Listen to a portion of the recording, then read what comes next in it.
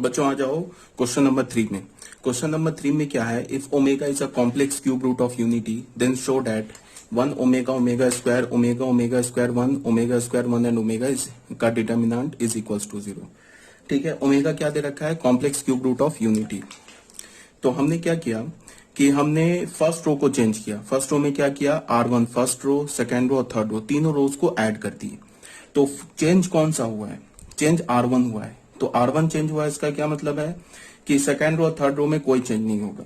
तो first row में क्या किया, सेकेंड रो और थर्ड रो को ऐड कर दिया। तो क्या हो गया, 1 प्लस ओमेगा स्क्वायर हो गया। फिर यहाँ क्या होगा, 1 plus omega square, 1 plus omega square. और कॉम्प्लेक्स नंबर से हम जानते हैं कि 1 प्लस ओमेगा स्क्वायर की वैल्यू क्या होती है, 0। तो फर्स्ट रो का हर एक एलिमेंट क्या हो गया, 0। और मैंने बता रखा है कि अगर किसी भी डिटर्मिनेंट के का कोई भी एक रो या कोई भी एक कॉलम 0 हो जाए तो उस डिटर्मिनेंट का वैल्यू 0 हो जाता है। तो हो गया हेंस प्रूफ, ये 0 के इक्वल हो गया। ठीक है, अब बच्चों आ जाओ क्वेश्चन नंबर 4 में। क्वेश्चन नंबर 4 में क्या है, बोल रहा है इवेलुएट करो इस डिटर्मिनेंट को बिना एक्सपैंड किए हुए। ठीक है, या फिर तुम इसे लिख सकते हो इवेलुएट विदाउट एक्सपैंडिंग। बिना एक्सपैंड किए इस डिटर्मिनेंट को तुम इवेलुएट करो। Evaluate without expanding, evaluate without expanding, हमारा ये क्वेश्चन है। तो बच्चों हमने क्या किया कि जैसे तुम कॉलम वाइज देखो, अगर मैंने a माइनस बी माइनस सी और c माइनस ए को ऐड किया तो क्या मिल जाएगा हमें, 0। इसी तरह से x minus Y minus Z and z minus X का भी सम क्या होगा, 0। Alpha minus beta minus gamma minus alpha, इसका भी सम 0 होगा। तो हमने क्या किया कि C1 को चेंज किया। ठीक है, C1 में क्या किया, C1 plus C2 plus C3 add कर दिया। तुम C2 को भी चेंज कर दो, C2 को चेंज करो, C2 plus C1 plus C3 कर दो, तो C2 कॉलम 0 हो जाएगा। C1 को चेंज करोगे तो C1 कॉलम 0 हो जाएगा। C3 को चेंज करोगे तो C3 कॉलम 0 हो जाएगा। तो फर्स्ट कॉलम का हर एक एलिमेंट 0 हो गया, तो डिटर्मिनेंट का वैल्यू 0 हो गया। क्लियर है। अब आ जाओ बच्चों क्वेश्चन नंबर 6 में, ये 5th में। क्वेश्चन नंबर 5 में क्या बोल रहा है कि इस डिटर्मिनेंट का वैल्यू निकालो विदाउट एक्सपैंडिंग। तो हमने क्या किया, हमने देखा कि ये जो थर्ड कॉलम है इसमें क्या है, बी प्लस सी प्लस ए प्लस बी। तो हमने क्या किया, थर्ड कॉलम में सेकंड कॉलम ऐड कर दिया। तो क्या ऑपरेशन लगाया हमने, C2 को चेंज किया C2 प्लस C3। तो या फिर एक काम करो, थर्ड कॉलम में ऐड करो या फिर तुम सेकंड कॉलम में थर्ड कॉलम ऐड कर दो, कोई बात नहीं है, एक ही बात है। अगर तुम थर्ड कॉलम में सेकंड कॉलम को ऐड करोगे तो थर्ड कॉलम का हर एक एलिमेंट क्या हो जाएगा, a प्लस बी प्लस सी। अगर तुम सेकंड कॉलम में थर्ड कॉलम को ऐड करोगे तो सेकंड कॉलम का हर एक एलिमेंट क्या हो जाएगा, a प्लस बी प्लस सी। तो हमने क्या किया, सेकंड कॉलम में थर्ड कॉलम को ऐड किया तो a प्लस बी प्लस सी आ गया। अब सेकंड कॉलम के हर एक एलिमेंट में a प्लस बी प्लस सी है तो उसको हमने कॉमन निकाल लिया। तो सेकंड कॉलम क्या बच गया, 1 1 1। फर्स्ट कॉलम क्या, 1 1 1। तो first column and second column identical हो गया। तो मैंने बता रखा है ना कि किसी भी डिटर्मिनेंट का कोई भी दो रो या कोई भी दो कॉलम आइडेंटिकल हो जाए तो उस डिटर्मिनेंट का वैल्यू क्या होता है, 0। तो डिटर्मिनेंट का वैल्यू 0 हो गया। क्यों, ऐसे लिखने का क्या मतलब है, C1 is identical to C2। ठीक है, अब बच्चों आ जाओ क्वेश्चन नंबर 6 में। क्वेश्चन नंबर 6 में क्या बोला है, इस डिटर्मिनेंट को इवेलुएट करो।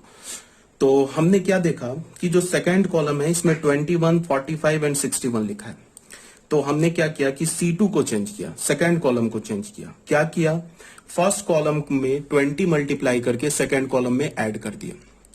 तो क्या हो जाएगा, सेकंड कॉलम को चेंज किया, C2 माइनस 27। तो यहां पे देख लो क्या मिल जाएगा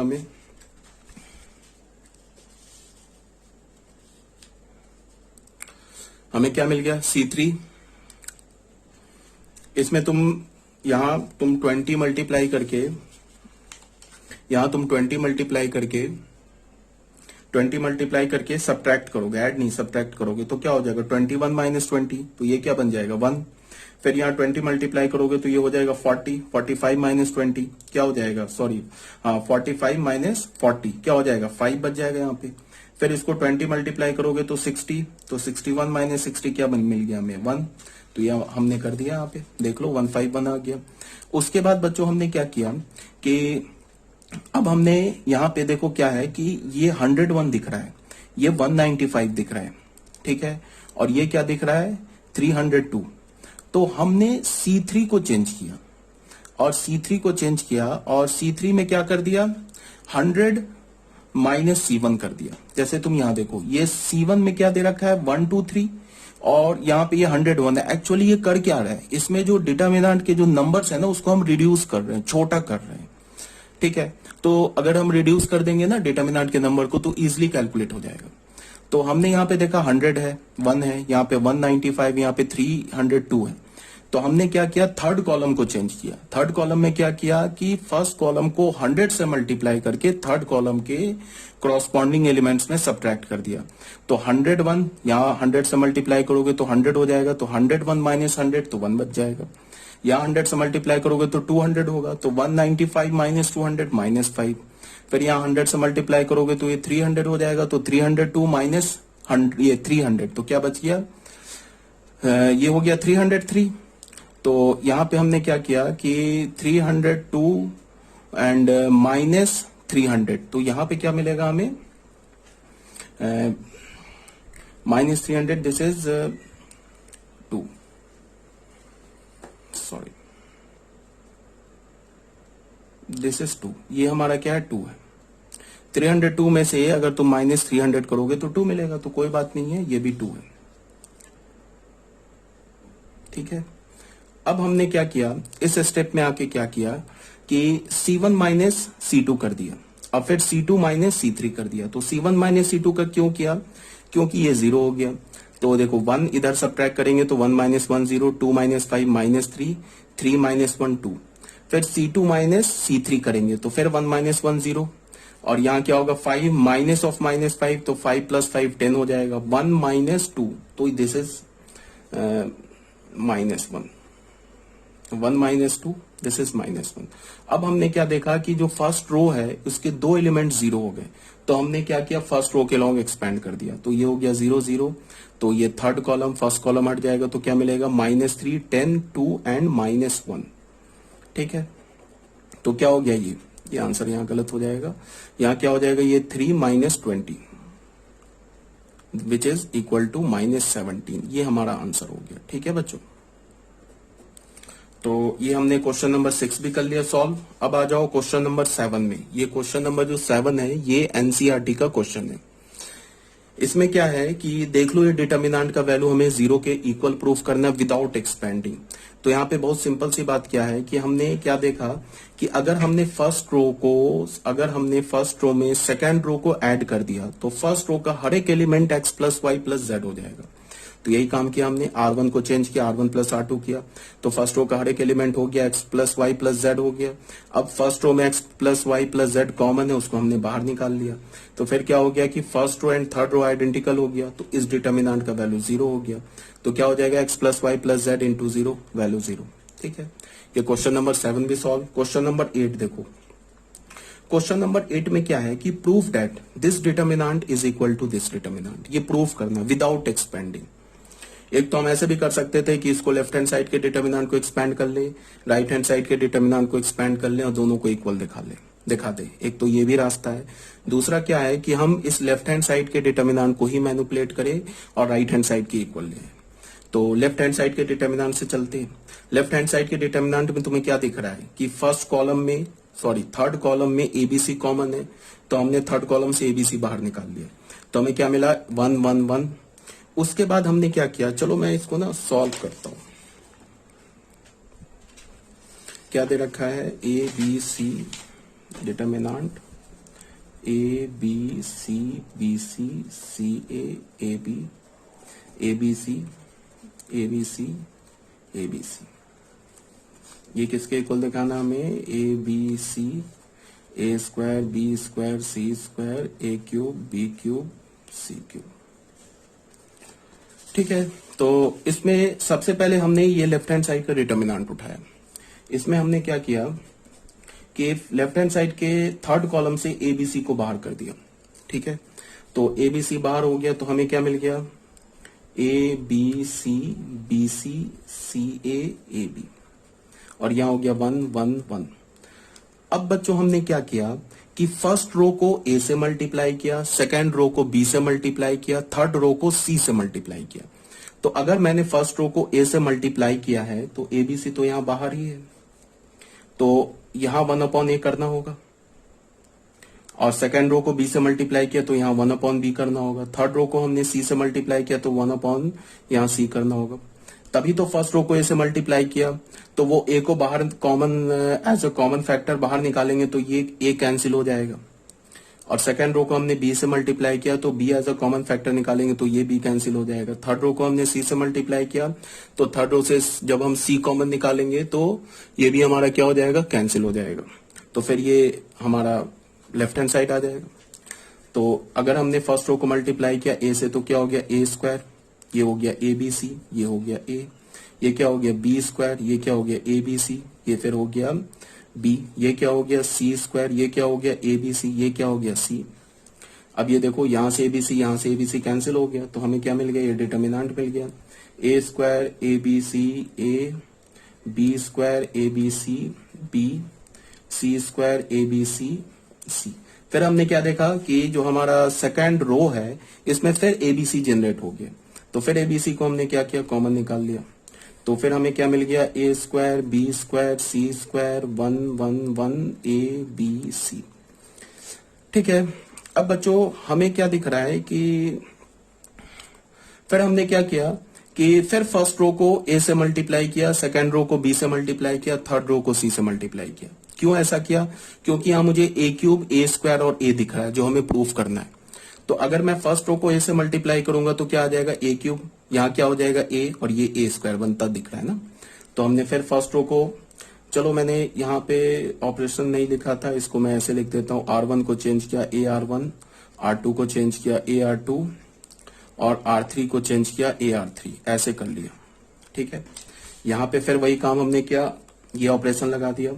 तो एबीसी तो ऑलरेडी बाहर है, एक 1/ABC बाहर आ जाएगा और फर्स्ट रो को ए से मल्टीप्लाई किया तो ए क्यूब ए स्क्वायर, ये क्या हो गया बी क्यूब बी स्क्वायर, ये क्या हो गया सी क्यूब सी स्क्वायर, ऐसा हो गया। ये एबीसी कैंसिल हो गया।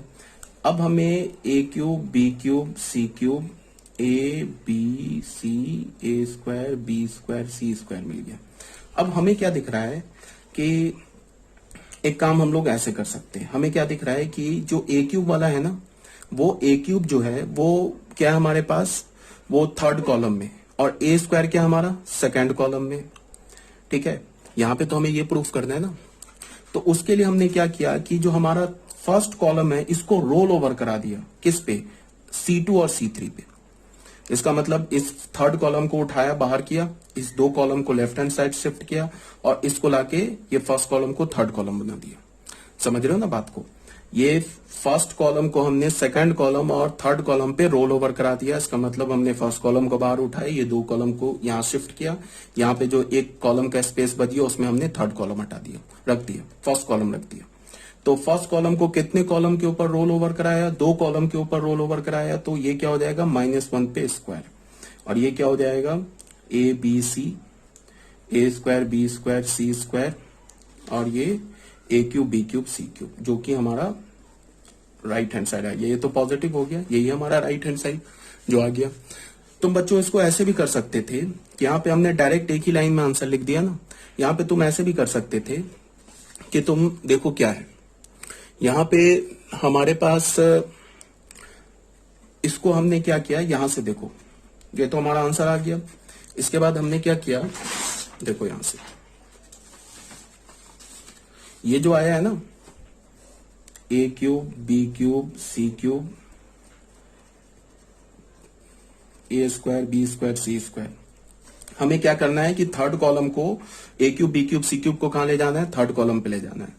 तो हमने क्या किया कि इसमें C1 और C3 को आपस में इंटरचेंज कर दिया। तो मैंने ऑलरेडी बता रखा है कि किसी भी दो रोज को या किसी भी दो कॉलम्स को इंटरचेंज करोगे तो एक माइनस बाहर आ जाएगा, तो माइनस बाहर आ गया।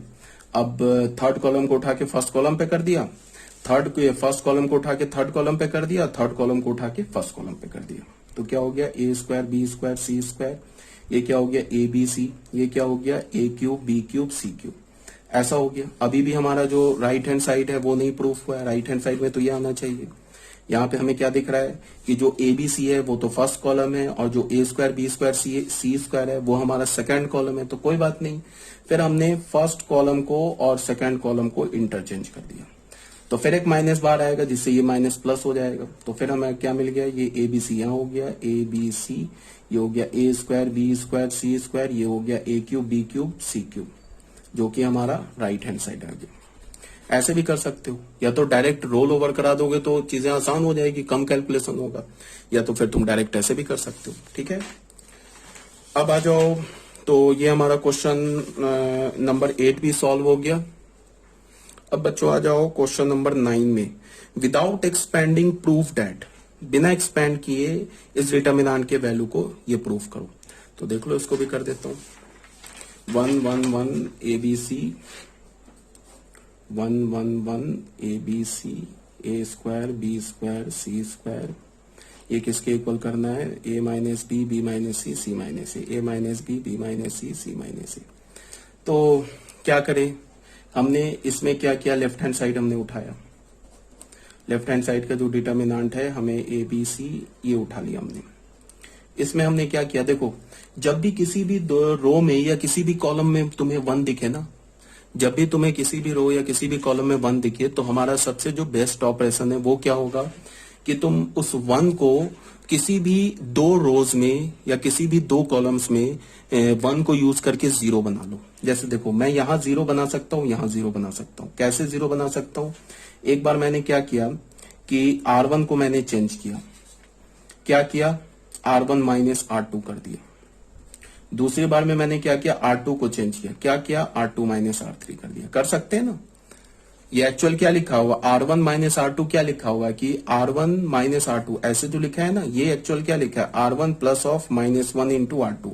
ये तो ऑपरेशन बताया ना मैंने कि अगर किसी भी रो या किसी भी कॉलम को तुम किसी ये कांस्टेंट से मल्टीप्लाई करके अगर क्रॉसपॉन्डिंग एलिमेंट्स में ऐड करते हो या सब्ट्रैक्ट करते हो तो डिटर्मिनेंट की वैल्यू चेंज नहीं होती है। ये मैंने ऑलरेडी बता रखा है ना कि मोस्ट इंपॉर्टेंट प्रॉपर्टी है, जो मैं पूरे डिटर्मिनेंट चैप्टर में फ्रीक्वेंटली यूज होगा। तो वो काम हमने यहाँ कर लिया। तो हमें क्या मिला, पहले R1 को चेंज किया, उसमें R2 रो सब्ट्रैक्ट कर दिया, तो 1 माइनस 1 0, ये क्या हो गया, a माइनस बी, ये क्या हो गया, a square minus B square. फिर यहाँ से R2 में R3 सब्ट्रैक्ट किया तो ये 0 हो गया, ये हो गया b माइनस सी, ये क्या हो गया, b square minus C square. Third row तो चेंज होगा नहीं, तो ये एज इट इज हो गया। अब हमने क्या किया कि इस डिटर्मिनेंट को थर्ड रो के लॉन्ग एक्सपेंड कर दिया, सॉरी फर्स्ट कॉलम के लॉन्ग एक्सपेंड कर दिया। तो फर्स्ट कॉलम के लॉन्ग जब तुम एक्सपेंड करोगे तो तुम्हें क्या मिलेगा, इसे मत देखो।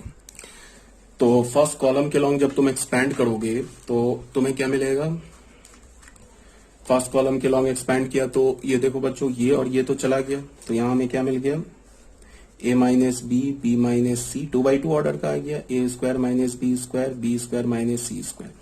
अब बताओ, फर्स्ट रो में तुम्हें क्या कॉमन दिख रहा है, a माइनस बी, और सेकंड रो में क्या कॉमन दिख रहा है, b माइनस सी। तो फर्स्ट रो से हमने कॉमन निकाल लिया a minus B, second row से हमने कॉमन निकाल लिया b माइनस सी।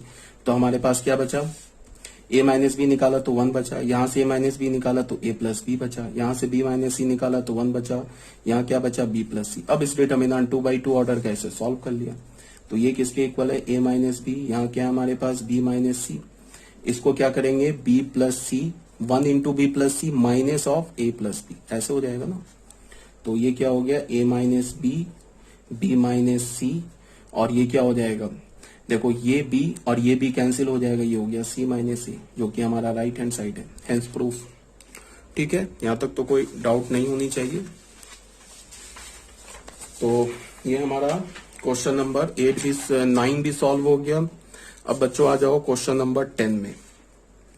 क्वेश्चन नंबर 10 को तुम देखो ध्यान से। क्वेश्चन नंबर 10 में क्या बोल रहा है, if ABC are in AP, small a small b and small c are in AP, find the value of this determinant. ये भी बच्चों NCERT का क्वेश्चन है, ठीक है।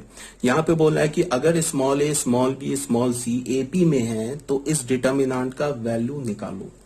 तो फिर हम लोग कैसे निकालेंगे, उसके लिए हमने इस डिटर्मिनेंट में क्या देखा कि अगर मैं सेकेंड रो को 2 से मल्टीप्लाई कर दूं, देखो उसके लिए हमने डिटर्मिनेंट में क्या देखा कि अगर मैं सेकेंड रो को 2 से मल्टीप्लाई कर दूं तो यहां क्या आ जाएगा, 6y प्लस 10, ठीक है। और फर्स्ट रो और सेकेंड रो के एलिमेंट को तुम ऐड करो तो क्या होगा, फर्स्ट रो सेकेंड रो का सम क्या होगा, 6y प्लस 10। तो मैं क्या करूंगा कि सेकेंड रो को पहले मैं 2 से मल्टीप्लाई कर दूंगा, उसके बाद मैं क्या करूंगा कि फर्स्ट रो और थर्ड रो को ऐड करके सेकेंड रो से सब्ट्रैक्ट कर दूंगा। क्या मैंने पहले बोला कि मैंने पहले तो सेकेंड रो को 2 से मल्टीप्लाई कर दिया, फिर मैंने फर्स्ट रो और थर्ड रो को ऐड किया और सेकेंड रो में सब्ट्रैक्ट कर दिया। तो उससे क्या होगा, देख लो क्या होगा कि उससे, जैसे तुम यहां देखो, अगर मैं सेकेंड रो को 2 से मल्टीप्लाई करूं तो यहां क्या हो जाएगा 12y प्लस 16, और सेकेंड रो और थर्ड रो को ऐड करोगे तो क्या हो जाएगा यहाँ पे 12y प्लस 16। तो ऐसा करोगे ना तो सेकेंड रो के दो जो एलिमेंट्स है ना ये 0 हो जाएंगे। देखो क्या किया हमने, सबसे पहले सेकेंड रो को हमने 2 से मल्टीप्लाई किया, तो सेकेंड रो को 2 से मल्टीप्लाई किया तो एक 2 बाहर डिवाइड भी करना होगा, तभी तो जाके बैलेंस होगा। ठीक है, तभी तो सेकेंड रो से 2 बाहर आएगा तो ये 2 के साथ कैंसिल होके ये ओरिजिनल डिटर्मिनेंट आ जाएगा। तो हमने सेकेंड रो को 2 से मल्टीप्लाई किया तो क्या हो गया ये 6y प्लस 10, ये क्या हो गया 12y प्लस 16, यहाँ क्या हो गया 18y plus 2b। First row और थर्ड रो तो चेंज होगा नहीं। उसके बाद हमने फिर ऑपरेशन क्या लगाया, R2 को चेंज किया। क्या किया, R2 में सब्ट्रैक्ट किया, क्या R1 प्लस R3। तो R1 प्लस R3 करोगे तो क्या होगा 6y प्लस 10, यहां सब्ट्रैक्ट करोगे तो ये हो गया 0। इसको करोगे तो क्या होगा 12y प्लस 16, यहां सब्ट्रैक्ट करोगे तो ये 0। और यहां क्या होगा 18y, ये 18y तो 0 हो जाएगा। और यहां क्या होगा 2b minus a plus c, 2b minus a plus c हो जाएगा। तो ये हमारे पास बच गया, ये 0 ये 0 हो गया। क्वेश्चन में क्या दे रखा है, ABC AP में है, तो अगर ABC AP में है तो 2b किसके इक्वल है, a प्लस सी के इक्वल है, या फिर तुम ऐसे बोल लो a प्लस सी 2b के इक्वल है।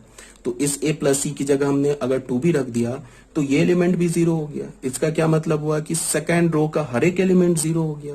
तो अगर सेकेंड रो का हर एक एलिमेंट 0 हो गया तो डिटर्मिनेंट की वैल्यू क्या हो गई, हमें डिटर्मिनेंट की वैल्यू हमें क्या मिल गई 0।